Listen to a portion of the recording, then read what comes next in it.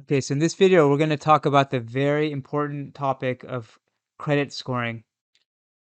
Okay, so let's just start this video off by talking about what credit scoring is and why it exists. Okay, so there's three important terms in this sentence. Your credit report. So based on your credit report, your credit score is calculated, which provides information to third parties about your credit worthiness. So let's talk about each of these terms and what they mean specifically. So what is a credit report? So there are three main credit bureaus in the United States: Experian, TransUnion, and Equifax. And so these agencies basically collect information about your debt. And so this includes things like the amount of debt, your payment history, when you took out the loan.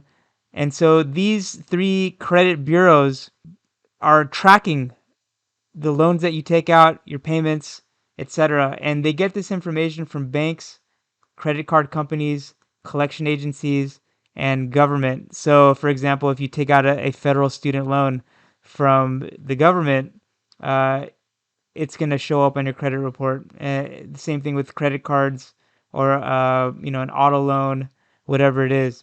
And so these agencies will compile a report of all your debts and calculate a credit score.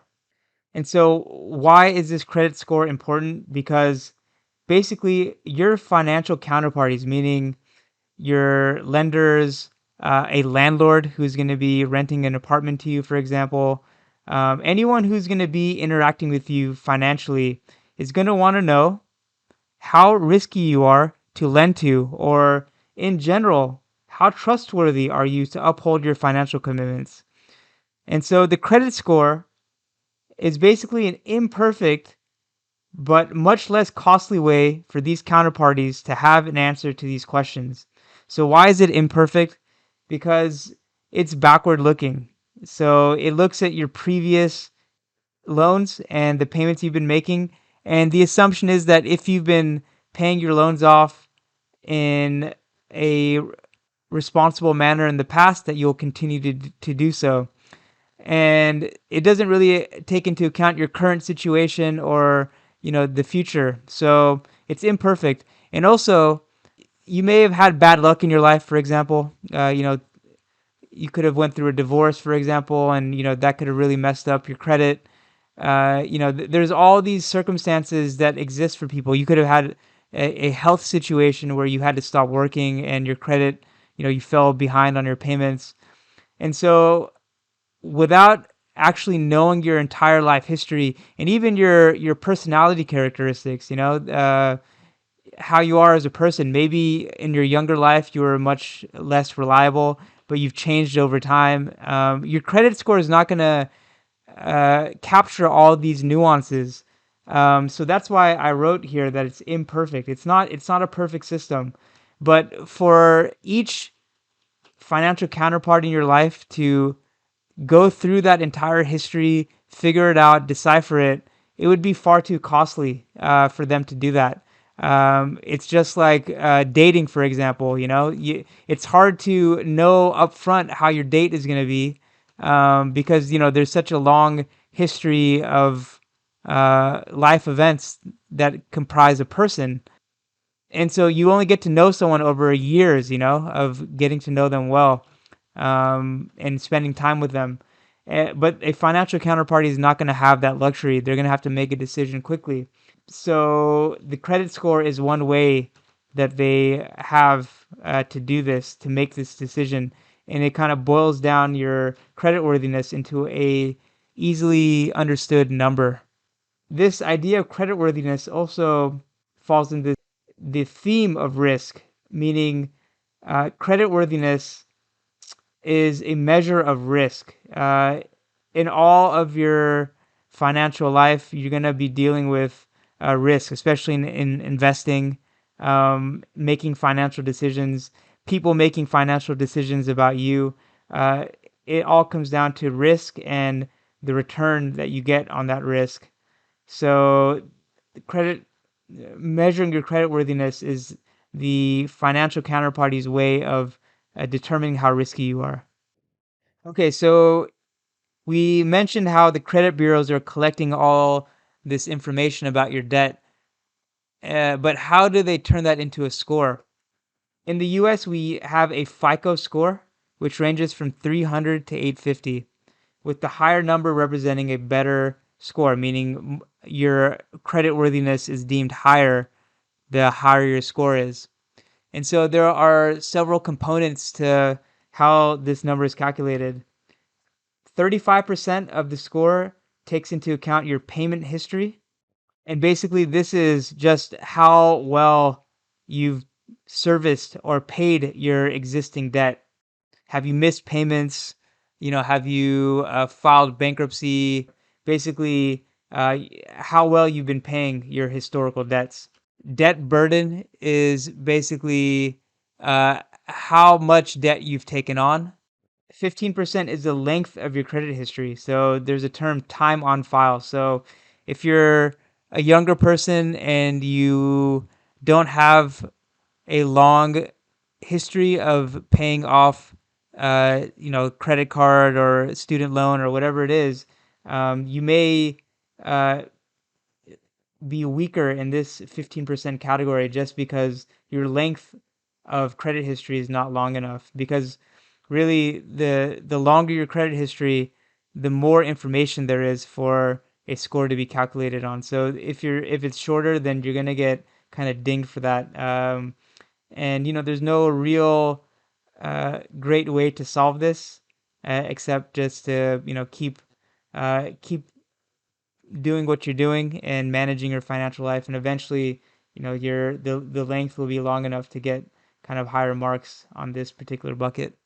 10% is a type of credit used, and so do you have installment payments like car loan? Uh, do you have revolvers, which are like credit cards, which basically you can pay, you can borrow and then pay it off, and then borrow again and pay it off. So that's what's known as a revolver. And then like a mortgage. So the credit score is higher for those that have more diverse types of credit and a concurrent solid payment history on all those types of different loans. 10% is recent searches for credit are what are known as hard pulls. So what the credit bureau is basically doing or assuming is that if you've been looking for new loans in the recent past, it might indicate that you are kind of financially stretched. So it's kind of a weak assumption. Maybe that's why it has a relatively low weighting. But the assumption is that you're going to be looking for new debt. And so if you're if you're if some financial counterparty has been pulling your credit report, which is known as a hard pull, the credit bureau assumes that you're going to be taking on new debt that's not accounted for in your payment history, and so it kind of dings you for that prospect. And the reasons why people take out loans are diverse. It may just be that for whatever reason, even though you're not financially um, in distress and you're just getting the loan for whatever reason, it's still a risk indicator that historically, when people look for credit, it means there's some signal there. So, that's these credit scores are using averages across populations. And so your unique situation may not be the average reason why people do it, but you're still going to kind of, unfortunately, be penalized.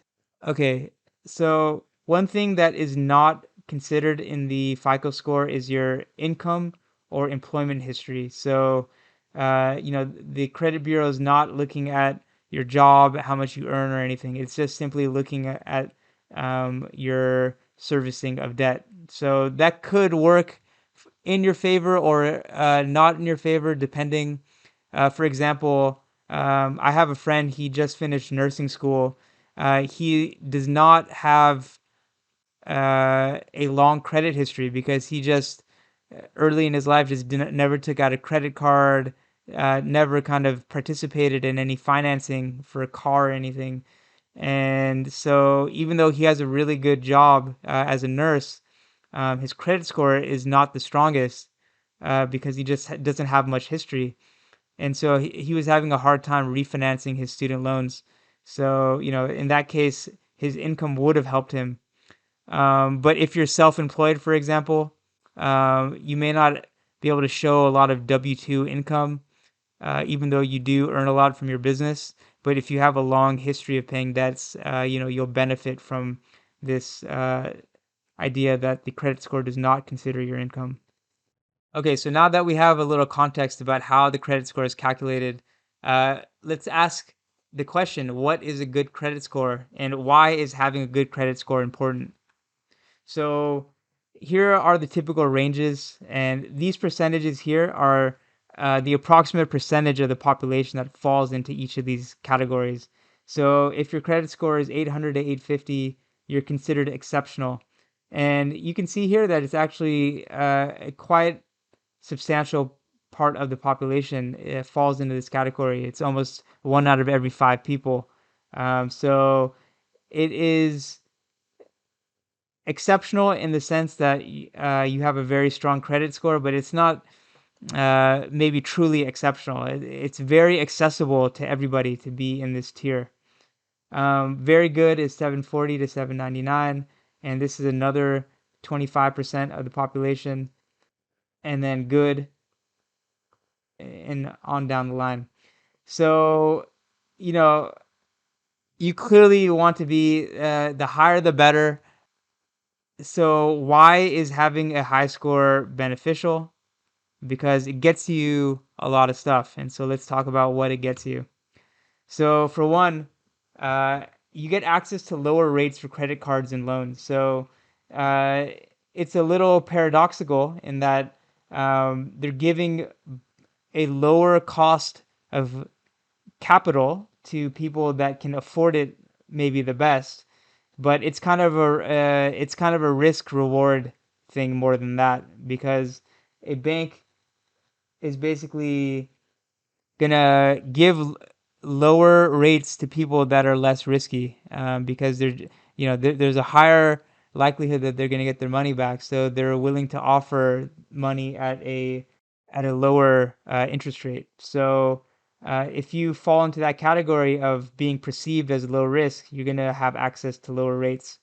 There are certain credit cards that are only available for people in maybe the top two categories here.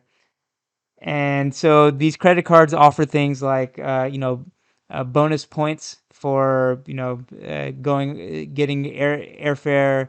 Um, they can give you access to like travel lounge if you're flying. They have, better customer service. They have lower rates, which is related to the first point. And so not just credit cards, this is just loans in general. The higher the credit score you get, the more access you have to credit in general. So that's a big reason to keep a credit score up. You have a better chance of loan approval. So simply, even if a loan is available to you, you may not be approved for it. So the higher your credit score is, the higher your probability of being approved to get the loan. And again, my friend who is the nurse, he applied to a couple of these student loan refinance programs and got rejected just because his credit score was not as high as it needed to be. So yeah, having a high score is gonna get you closer to a loan approval. You can have access to higher credit limits. So a lender will give you more money as a loan if you have a higher credit score. With things like mortgages, they will start looking at your income. So even though you have a high credit score, you still may be limited on the size of a mortgage you can get just based on your income. Um, but for other types of credit, like especially for credit cards, you can get higher limits. Easier to rent housing are related to get a mortgage. So housing will become easier. Many times when you apply for a rental, they're going to check your credit score because they're essentially entering into a financial arrangement with you. Your landlord is trusting that you'll be able to pay the rent every month. So they'll typically pull your credit score, which again is a way for the landlord to determine if you're trustworthy in honoring your financial obligations. If you have a higher credit score, a landlord is going to look favorably on that. Better insurance rates for car insurance, home insurance. So in some states, this is actually not allowed to for the insurance to check your credit score, but in many states it is allowed. And basically, a high credit score is correlated to people who are maybe more responsible and can manage risk better. So insurance companies care about that. They're willing to offer lower rates to people who they can determine are more responsible. So a higher credit score could lead you to that outcome. You can avoid deposits for certain contracted services like utilities, cell phone. So a cell phone provider may ask someone with a lower credit score for a deposit before they give them service. The same thing with certain utilities. But if you have a strong credit score, the service provider may just trust that you're going to pay, just given that you have a high credit score and you've shown that you are able to manage making payments on your financial obligations. And so again, this is kind of a paradox because the people that can least afford, putting deposits on things, are oftentimes the ones that have to because they just have low credit scores. So, it's better just to not be in that situation and just manage your credit score, rather than being having the double kind of burden of not having access to as much credit and financing and all that by having a low credit score and having to then do certain things like pay higher interest rates or put deposits for contracted services that you may not be able to afford. So again, this is I can't emphasize how important having a high credit score is in your financial life. So, okay, and then lastly, we have some employers may check your credit score. So, uh, you know, it may again be a signal for an employer that you're responsible and you're trustworthy. These are just some of the main reasons to keep your credit score high.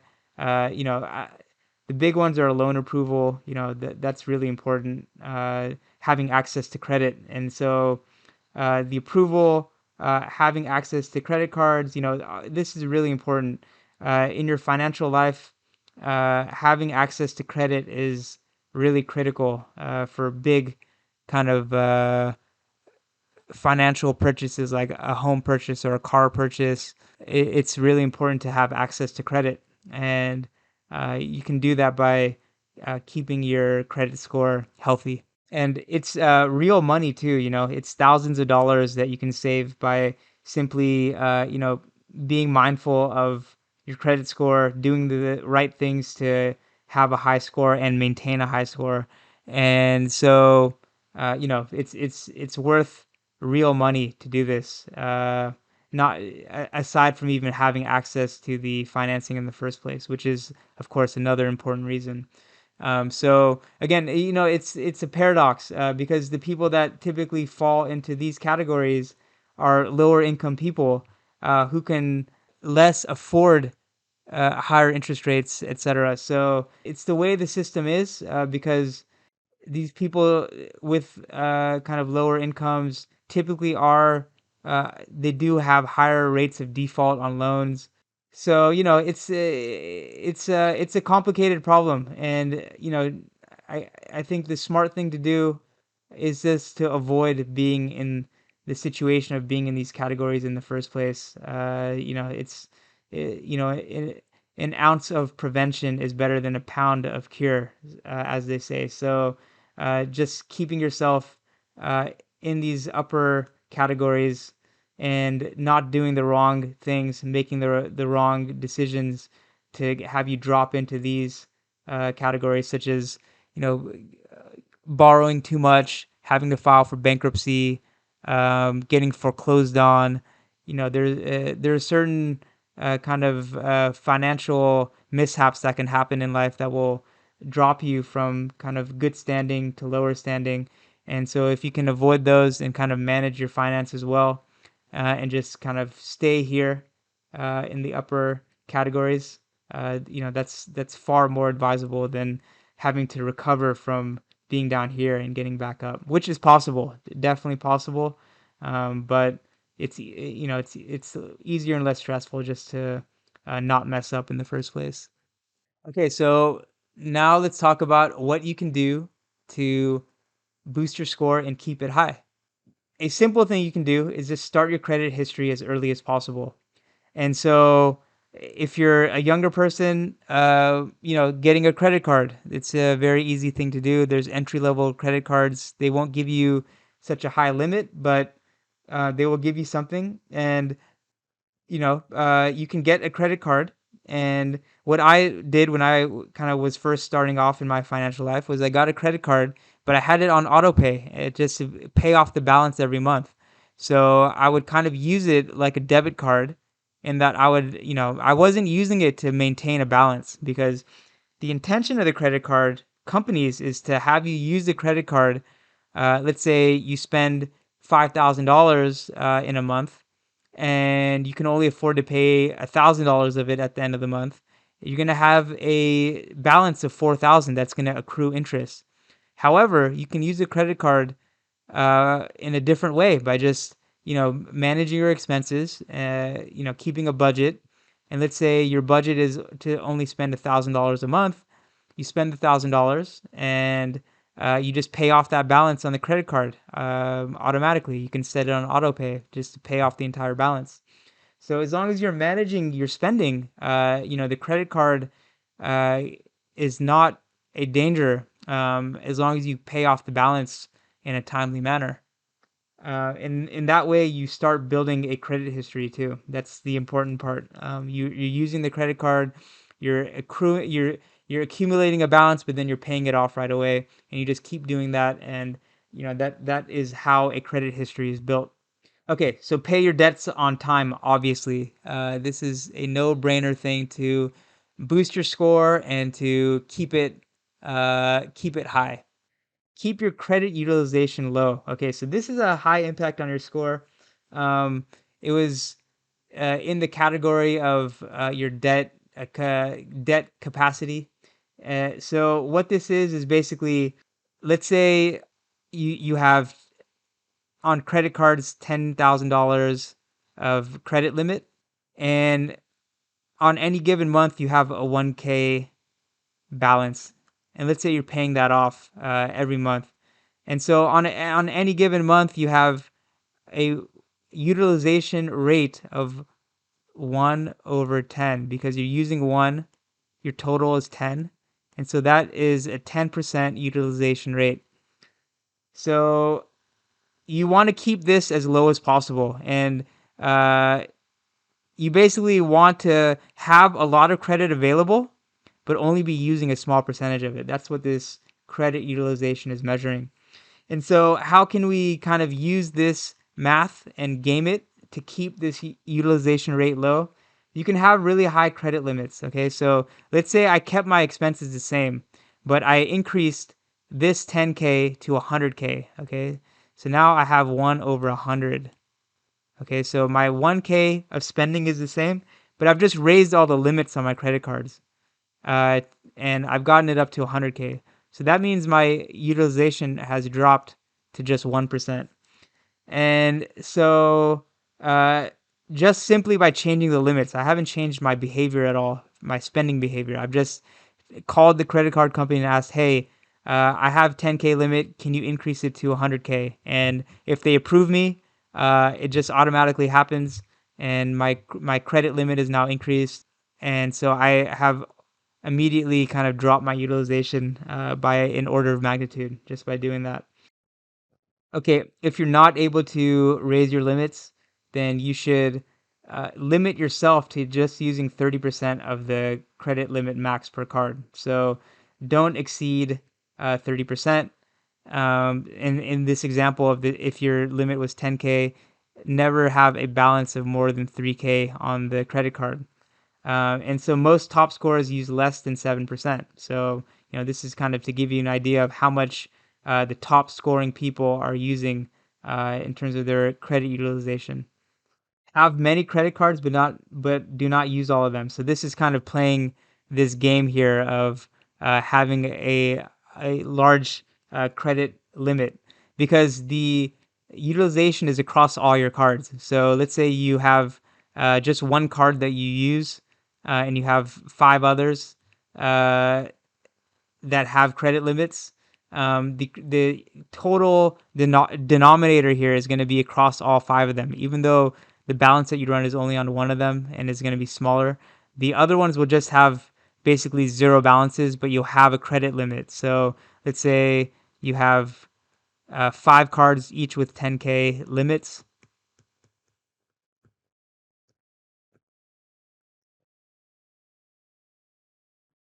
Okay, and you're only using this credit card here. And let's say you only spend 1K a month, and that's your typical balance. The math is going to be this 1K divided by all of these here. So you're going to have 50 on the bottom, even though the particular card that you're using has a 10K limit. So, it's just going to be, what is this, 2%? Okay. Even though on this one card, it's 10%. Okay, and this is kind of what I said. Use a credit card, but auto pay the balance every month, because that will keep your utilization low, because you just won't be accruing a balance. You'll just you'll have this 1K balance, but then you'll pay it off. It will go to zero, and your utilization will go to zero every month at the beginning, and then you'll build it back up by spending, and then you'll pay it off again. It'll go back to zero. So if you're paying off the balance every month, then it's gonna kind of by definition keep your utilization low, because it'll drop to zero every time you pay it off. Okay, pay your bills on time. Similar concept. Don't miss utilities, cell phone. This is all tracked in your credit score, not just your credit cards. It's all your kind of financial obligations that report. So utilities do, cell phone. So just make sure that these bills, internet, all these bills that come from a service provider, that you pay them on time. Okay, have different types of debt. So not don't just have credit cards. If you can buy a house and that's part of your kind of financial plan, buy the house, get a mortgage. If you have business loan, you can get SBA loan, Small Business Association loan, get an auto loan, if they make financial sense for you, of course. The more different types of credit you have, uh, again, that's part of the credit scoring. Having different types of credit that you've successfully been paying off. Don't apply for too many loans in a short period of time. There is one caveat to this. If it's within, I think, 15 days or 45 days, around a month, then the credit company will consider that kind of one hard pull rather than multiple, because they kind of understand. Like, for example, if you're buying a house and you're shopping around for a mortgage, you're going to have several mortgage companies pulling your credit report. And so if it's in a short enough period of time, it's okay. But if it's a short medium amount of time, then it'll negatively impact your credit score. And so, these are just some ideas, some basics. The credit score boosting game, and the different ways you can kind of play games with boosting your score is very deep. The internet is full of ideas. You can go on YouTube or just Google around and find more ideas. But I think I've covered a lot of the basic stuff that you can do to keep your credit score high, and boost it up if it's fallen. Because again, time is kind of working on your side here. The longer you can maintain this stuff, the stronger your credit score is going to be. Even if you kind of made some mistakes early, you can make up for it by getting your ducks in a row and just uh, you know be patient, put in the time, and your score will go up over time. So yeah, again, just want to emphasize this credit score is really important in your life. You may not realize it when you're younger, but it's worthwhile to have this knowledge in earlier in your financial life because it will be an important component uh, going forward as you kind of pursue other financial milestones, for example, buying a house, buying a car, etc. So again, manage your credit score well.